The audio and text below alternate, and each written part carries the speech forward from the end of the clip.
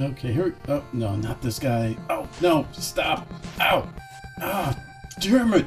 Stop jumping. Stop it. Stop it. I want to kill you. Stop. Ow. Ow. Ow. That's annoying.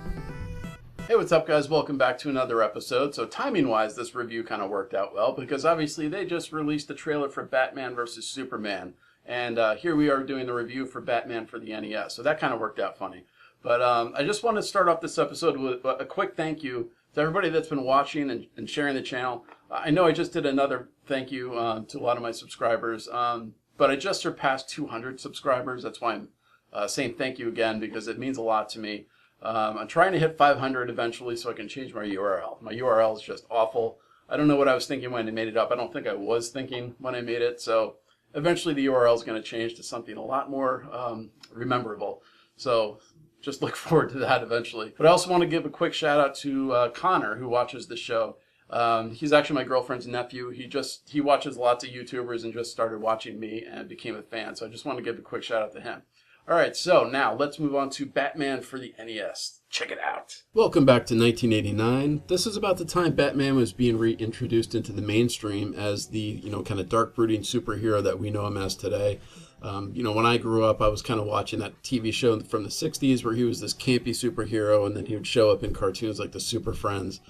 This was really kind of the first time that, you're seeing this kind of dark version in multiple, in comic books, in the movie in 1989 that came out, the Tim Burton masterpiece, and here in the video game. As you can see, this really kind of tried to capture the darker tone that the Batman movie did.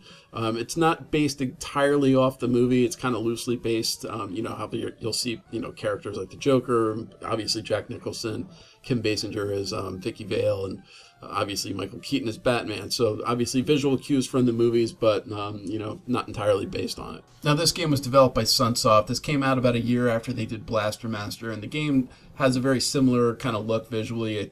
Probably based on the same engine, however, I don't know that for an absolute fact. Sunsoft games tended to look kind of similar, but they were also some of the best looking games on the NES, and this game is no exception. But obviously the most important part is, how does it play? Well, the game plays fantastically. It's pretty tight controls. The one thing is, like, I don't know if you can see here as I'm trying to jump and beat this guy, there's a little bit of a delay before you jump because he ducks first. So, you'll be standing and then there's a frame where he ducks before he jumps. So there's a little bit of that delay, but you get used to it and you eventually compensate for it. Now, two things that this game definitely gets wrong is absolutely zero Robert Wuhl and absolutely zero Billy Dee Williams as Harvey Dent, which I find totally unacceptable. So as you can see, Batman does have weapons. He's got his Batarang, he has like a rocket type gun, and then he has this sort of like spread shot deal. I don't know exactly what that is, but he does have some weapons in tow. Now, one weird quirk about these controls is that the weapon selection is actually assigned to the start button, where the pause is assigned to the select button. So many times when I was playing the game, I was trying to pause, but I was actually selecting the weapons, or vice versa. Now, as you can probably tell from the opening tag and just watching this gameplay here, this game is pretty difficult. There's a lot of moments that are pretty frustrating, some enemies that are, just cheap as hell. But the game, I wouldn't say it's ever unfair. However, there are just, some of those 8-bit quirks that today people look back and they're like, oh man, that's kind of bullshit. But, I would never say the game is unfair. It's just very challenging. It definitely tests your platforming acumen. There's like respawning enemies. What really, I'd say the most annoying part about the game is that you can get stuck in these circles where, you basically have to repeat the level over and over and over again without dying. So you'll fall down a platform and you have to basically kind of redo these circles. And it just becomes incredibly frustrating because the enemies are always there again and you're always just doing the same thing over and over and over again.